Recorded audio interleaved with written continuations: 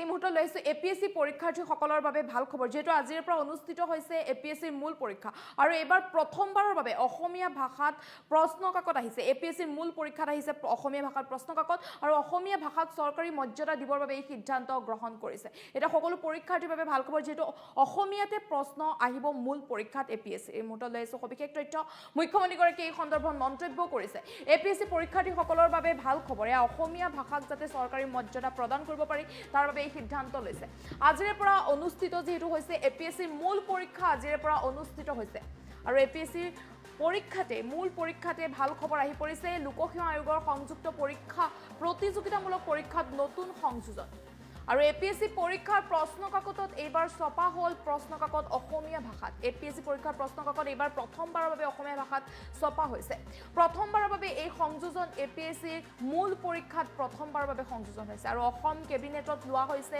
এই সিদ্ধান্ত সফল ৰূপায়ণ হৈছে অসম কেবিনেটত লোৱা সিদ্ধান্তত সফল ৰূপায়ণ হৈছে চৰকাৰী ভাষা হিচাপে অসমীয়া ভাষাক বিশেষ মৰ্যাদা দিয়াৰ উদ্দেশ্যে চৰকাৰৰ এয়া বৃহৎ পদক্ষেপ APSC পৰীক্ষাৰ্থীসকলৰ বাবে এয়া ভাল খবৰ আহি পৰিছে মুখ্যমন্ত্ৰীগৰাকীয়ে যিহেতু এই কথা ঘোষণা কৰিছে অসম কেবিনেটত লোৱা সিদ্ধান্তৰ সফল ৰূপায়ণ হৈছে প্ৰতিযোগিতামূলক পৰীক্ষাত নতুন সংযোজন এবাৰ প্ৰথমবাৰৰ বাবে এই নতুন সংযোজন হৈছে যে APSC পৰীক্ষাৰ মূল পৰীক্ষাত অসমীয়া ভাষাত ছপা হৈছে APSC পৰীক্ষাৰ প্ৰশ্ন কাকত অসমীয়া ভাষাত ছপা হৈছে গতিকে অসমীয়া ভাষাত যেহেতু প্ৰশ্ন কাকত ছপা হৈছে গতিকে শিক্ষাৰ্থীসকলৰ যথেষ্ট সুবিধা হ'ব ইয়াৰ লগতে চৰকাৰী ভাষা হিচাপে অসমীয়া ভাষাক বিশেষ মৰ্যাদা দিয়াৰ উদ্দেশ্যে চৰকাৰে বৃহৎ পদক্ষেপ গ্ৰহণ কৰিছে আৰু এই চৰকাৰৰ পদক্ষেপক লৈ এতিয়া শলাগ জনাইছে সকলোৱে যেহেতু আজিৰ পৰা আজি অনুষ্ঠিত হৈছে APSCৰ মূল পৰীক্ষা আজি অনুষ্ঠিত হৈছে আৰু এই সময়তে ভাল খবৰ আহি পৰিছে সকলো আনন্দিত হৈ পৰিছে এই খবৰ পোৱাৰ পিছত APSC পৰীক্ষাৰ্থীসকল আচলতে APSC পৰীক্ষাৰ্থীসকল আনন্দিত হৈ পৰিছে এই খবৰ পোৱাৰ পিছতে যেহেতু প্ৰথমবাৰৰ বাবে এই এনে কাৰ্য কৰা হৈছে যে প্ৰথমবাৰৰ বাবে প্ৰতিযোগিতামূলক পৰীক্ষা নতুন সংযোজন কৰা হৈছে APSC পৰীক্ষাৰ প্ৰশ্ন কাকত এইবাৰ ছপা হৈছে অসমীয়া ভাষাত ছপা হৈছে আৰু এইলৈ সকলো উৎকণ্ঠাৰ সৃষ্টি হৈছে যেহেতু অসমীয়া ভাষাত ছপা হৈছে প্ৰশ্নবোৰ অসমীয়া ভাষাতে আহিব গতিকে সকলোৱে আনন্দিত হৈ পৰিছে আৰু মুখ্যমন্ত্ৰীগৰাকীয়ে এই সন্দৰ্ভত মন্তব্য কৰিছে যে চৰকাৰী ভাষা হিচাপে অসমীয়া ভাষাক বিশেষ মৰ্যাদা দিয়াৰ উদ্দেশ্যে চৰকাৰে এয়া বৃহৎ পদক্ষেপ গ্ৰহণ কৰিছে আৰু মুখ্যমন্ত্ৰীগৰাকীয়ে এই সন্দৰ্ভত মন্তব্য কৰিছে মুখ্যমন্ত্ৰীগৰাকীয়ে মন্তব্য আগবঢ়াইছে আজি ভাৰতবৰ্ষ স্বাধীন হোৱা ৭৫ বছৰ হৈ গ'ল ৪৭ চনত ভাৰতবৰ্ষ স্বাধীন হৈছিল তাৰ পিছত অসমত লোকসেৱা আয়োগ গঠন কৰা হৈছিল লোকসেৱা আয়োগৰ দায়িত্ব হ'ল ৰাজপত্ৰিত বিষয়াৰ নিযুক্তিক অনুমোদন কৰা পৰীক্ষা পৰিচালনা কৰা বিশেষকৈ তেওঁলোকৰ এটা ডাঙৰ দায়িত্ব হ'ল যে আসাম চিভিল সাৰ্ভিসেছ যাৰ জৰিয়তে নেকি ACS APS এই বিষয়াসকলক নিযুক্তি দিয়া হয় তেওঁলোকৰ নিযুক্তিৰ পৰীক্ষা পৰিচালনা কৰা হয় ইমান দিনে এই পৰীক্ষাৰ প্ৰশ্ন কাকত ইংৰাজীতে ছপা হৈছে বঙাইগাঁৱত অনুষ্ঠিত অসম চৰকাৰৰ কেবিনেটে সিদ্ধান্ত লৈছিল যে আমি অসমৰ যিটো অফিচিয়েল লেংগুৱেজ চৰকাৰী ভাষা যাক আমি ৰাজ্যৰ সকলো কাম কাজতে ব্যৱহাৰ কৰোঁ সেই ভাষাটো হ'ল অসমীয়া আৰু এই অসমীয়াত আমি লোকসেৱা আয়োগৰ প্ৰশ্ন কাকত আমি প্ৰকাশ কৰিম ইংৰাজীও থাকিব কিন্তু অসমীয়াটো প্ৰশ্ন কাকত ছপোৱা হ'ব আৰু যি অসমীয়া মাধ্যমত পঢ়া ল'ৰা ছোৱালীয়ে তেওঁলোকে অসমীয়াতে উত্তৰো দিব পাৰিব সেই সময়ত বঙাইগাঁও কেবিনেটৰ পিছত বহুজনে আমাৰ সততা সম্পৰ্কে সন্দেহ প্ৰকাশো কৰিছিল কিন্তু অহাকালি সেই স্মৰণীয় মুহূৰ্তটো আহি পৰিব লোকসেৱা আয়োগৰ কম্পিটিটিভ পৰীক্ষাৰ মেইনছ এক্সামিনেশ্যন কালিৰ পৰা আৰম্ভ হ'ব আৰু প্ৰথমবাৰৰ বাবে আমাৰ ৰাজ্যত অসমীয়াতে প্ৰশ্ন কাকত ছপোৱা হ'ব ইংৰাজীৰ লগত অসমীয়াও থাকিব যি আমাৰ বাবে এটা পৰম সৌভাগ্যৰ দিন বুলি বিবেচিত হ'ব আজি ভাৰতবৰ্ষ স্বাধীন হোৱা ৭৫ বছৰ হৈ গ'ল 1947 চনত ভাৰতবৰ্ষ স্বাধীন হৈছিল। তাৰ পিছত অসমত লোকসেৱা আয়োগ গঠন কৰা হৈছিল। লোকসেৱা আয়োগৰ দায়িত্ব হ'ল ৰাজপত্ৰিত বিষয়াৰ নিযুক্তিক অনুমোদন কৰা, পৰীক্ষা পৰিচালনা কৰা। বিশেষকৈ তেওঁলোকৰ এটা ডাঙৰ দায়িত্ব হ'ল যে আছাম চিভিল ছাৰ্ভিচেছ, যাৰ জৰিয়তে নেকি ACS, APS এই বিষয়াসকলক নিযুক্তি দিয়া হয়, তেওঁলোকৰ নিযুক্তিৰ পৰীক্ষা পৰিচালনা কৰা হয়। ইমান দিনে এই পৰীক্ষাৰ প্ৰশ্ন কাকত ইংৰাজীতে ছপা হৈছে। বঙাইগাঁৱত অনুষ্ঠিত অসম চৰকাৰৰ কেবিনেটে সিদ্ধান্ত লৈছিল যে আমি অসমৰ যিটো অফিচিয়েল লেংগুৱেজ, চৰকাৰী ভাষা,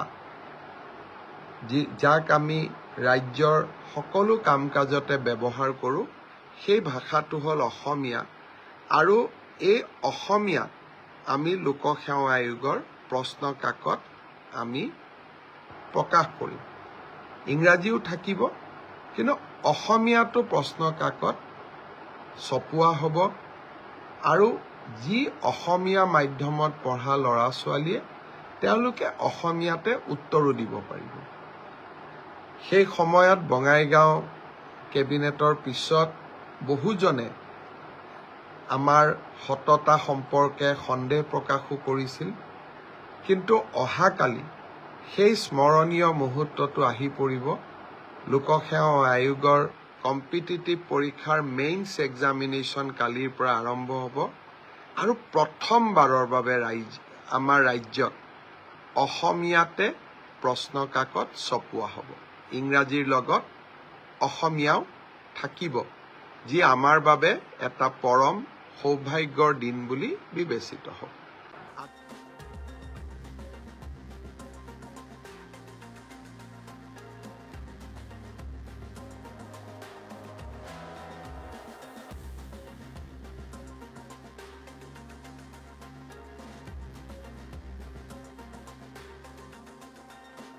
আজি ভাৰতবৰ্ষ স্বাধীন হোৱা ৭৫ বছৰ হৈ গ'ল। 1947 চনত ভাৰতবৰ্ষ স্বাধীন হৈছিল। তাৰ পিছত অসমত লোকসেৱা আয়োগ গঠন কৰা হৈছিল। লোকসেৱা আয়োগৰ দায়িত্ব হ'ল ৰাজপত্ৰিত বিষয়াৰ নিযুক্তিক অনুমোদন কৰা, পৰীক্ষা পৰিচালনা কৰা। বিশেষকৈ তেওঁলোকৰ এটা ডাঙৰ দায়িত্ব হ'ল যে আছাম চিভিল ছাৰ্ভিচেছ, যাৰ জৰিয়তে নেকি ACS, APS এই বিষয়াসকলক নিযুক্তি দিয়া হয়, তেওঁলোকৰ নিযুক্তিৰ পৰীক্ষা পৰিচালনা কৰা হয়।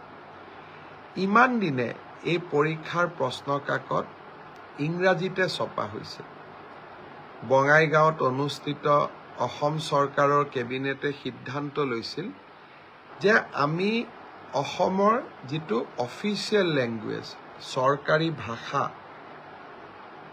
যাক আমি ৰাজ্যৰ সকলো কাম কাজতে ব্যৱহাৰ কৰোঁ, সেই ভাষাটো হ'ল অসমীয়া। আৰু এই অসমীয়াত আমি লোকসেৱা আয়োগৰ প্ৰশ্ন কাকত আমি প্ৰকাশ কৰিম। ইংৰাজীও থাকিব, কিন্তু অসমীয়াটো প্ৰশ্ন কাকত ছপোৱা হ'ব। আৰু যি অসমীয়া মাধ্যমত পঢ়া ল'ৰা ছোৱালীয়ে তেওঁলোকে অসমীয়াতে উত্তৰো দিব পাৰিব। সেই সময়ত বঙাইগাঁও কেবিনেটৰ পিছত বহুজনে আমাৰ সততা সম্পৰ্কে সন্দেহ প্ৰকাশো কৰিছিল। কিন্তু অহাকালি সেই স্মৰণীয় মুহূৰ্তটো আহি পৰিব। লোকসেৱা আয়োগৰ কম্পিটিটিভ পৰীক্ষাৰ মেইনছ এক্সামিনেশ্যন কালিৰ পৰা আৰম্ভ হ'ব। আৰু প্ৰথমবাৰৰ বাবে আমাৰ ৰাজ্যত অসমীয়াতে প্ৰশ্ন কাকত ছপোৱা হ'ব। ইংৰাজীৰ লগত অসমীয়াও থাকিব, যি আমাৰ বাবে এটা পৰম সৌভাগ্যৰ দিন বুলি বিবেচিত হ'ব। আজি ভাৰতবৰ্ষ স্বাধীন হোৱা ৭৫ বছৰ হৈ গ'ল। 1947 চনত ভাৰতবৰ্ষ স্বাধীন হৈছিল। তাৰ পিছত অসমত লোকসেৱা আয়োগ গঠন কৰা হৈছিল। লোকসেৱা আয়োগৰ দায়িত্ব হ'ল ৰাজপত্ৰিত বিষয়াৰ নিযুক্তিক অনুমোদন কৰা, পৰীক্ষা পৰিচালনা কৰা, বিশেষকৈ তেওঁলোকৰ এটা ডাঙৰ দায়িত্ব হ'ল যে আছাম চিভিল ছাৰ্ভিচেছ, যাৰ জৰিয়তে নেকি ACS, APS এই বিষয়াসকলক নিযুক্তি দিয়া হয়, তেওঁলোকৰ নিযুক্তিৰ পৰীক্ষা পৰিচালনা কৰা হয়। ইমান দিনে এই পৰীক্ষাৰ প্ৰশ্ন কাকত ইংৰাজীতে ছপা হৈছে। বঙাইগাঁৱত অনুষ্ঠিত অসম চৰকাৰৰ কেবিনেটে সিদ্ধান্ত লৈছিল যে আমি অসমৰ যিটো অফিচিয়েল লেংগুৱেজ, চৰকাৰী ভাষা, যাক আমি ৰাজ্যৰ সকলো কাম কাজতে ব্যৱহাৰ কৰোঁ, সেই ভাষাটো হ'ল অসমীয়া। আৰু এই অসমীয়াত আমি লোকসেৱা আয়োগৰ প্ৰশ্ন কাকত আমি প্ৰকাশ কৰিম। ইংৰাজীও থাকিব, কিন্তু অসমীয়াটো প্ৰশ্ন কাকত ছপোৱা হ'ব। আৰু যি অসমীয়া মাধ্যমত পঢ়া ল'ৰা ছোৱালীয়ে তেওঁলোকে অসমীয়াতে উত্তৰো দিব পাৰিব। সেই সময়ত বঙাইগাঁও কেবিনেটৰ পিছত বহুজনে আমাৰ সততা সম্পৰ্কে সন্দেহ প্ৰকাশো কৰিছিল। কিন্তু অহাকালি সেই স্মৰণীয় মুহূৰ্তটো আহি পৰিব। লোকসেৱা আয়োগৰ কম্পিটিটিভ পৰীক্ষাৰ মেইনছ এক্সামিনেশ্যন কালিৰ পৰা আৰম্ভ হ'ব আৰু প্ৰথমবাৰৰ বাবে আমাৰ ৰাজ্যত অসমীয়াতে প্ৰশ্ন কাকত ছপোৱা হ'ব। ইংৰাজীৰ লগত অসমীয়াও থাকিব, যি আমাৰ বাবে এটা পৰম সৌভাগ্যৰ দিন বুলি বিবেচিত।